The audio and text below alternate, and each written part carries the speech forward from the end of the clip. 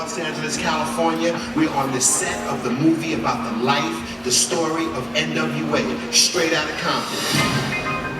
Where the money at? Why you gotta be so ruthless, cuz? Everybody's here, the artists that were and are N.W.A, but unfortunately, Eazy-E is missing in action. Eazy was a very close friend of ours, and it was really important to me that we got his story right. If you had the chance to change the situation, would you take it? Just hit that first speed hard, alright? You cruising down the street, alright?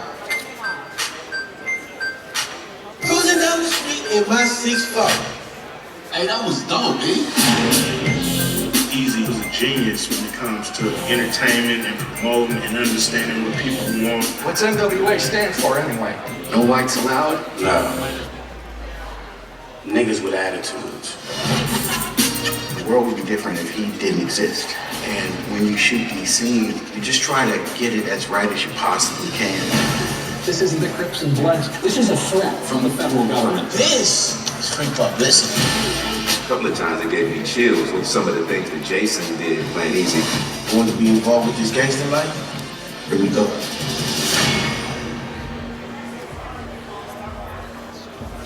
What's that like with Eazy not being here? I wish he was here to see this, because if he was here seeing this, he'd love it. He always wrong, you brothers. It's just sad that he can't be here, but there's some joy coming out of this. They're making him a legend in the movie. They want N.W.A? Let's kill him, N.W.A. Let's go get this money. Eazy is the reason why this thing really worked. To be an all-star group, we gotta look like it, sound like it.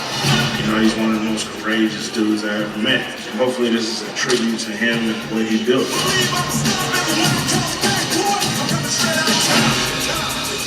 What's going on? What do you have in that bag? Are you kidding me? You can't take that number.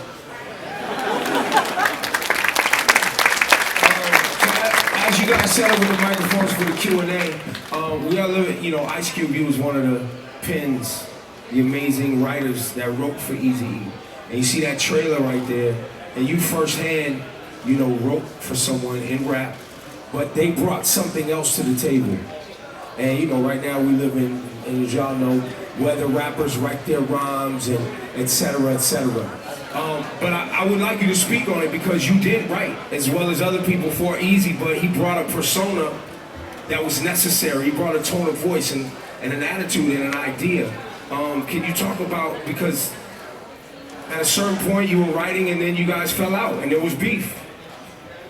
Yeah, you know, whether it's ghostwriting or whatever, you know, there's a controversy behind it. I always believe, you know, rapping and being an MC is one thing. You know, if you're an MC and you're on the stage and you a real master of ceremonies, you want them to rap and write their own shit, okay? But if you're making records, it's all about what's coming out the speaker. You know, people are not really concerned about what's going on in the studio. All they want to know is what's coming out the speaker. And many records have been made by committee, not just rappers, but singers and all kind of artists collaborate to make good records. And there's nothing wrong with that. There's nothing wrong with an artist collaborating with a writer to make a good record, because that's the objective. So to me, it's apples and oranges a little bit. As far as writing for Eazy, you know, it wasn't just me, it was DOC, it was MC Ren. We were all writing, we were all trying to make his vision come true. Now N.W.A. and Eazy-E is Eric's vision. He's the one who said, man, I don't want that soft ass bullshit. You better write me something hard. You know, and he allowed us to explore that side of our creative ability, and to, you know, he wanted to walk on the wild side. He wanted to be an outlaw in music. He wanted to show that he was taking a different path. So, you know, I credit him.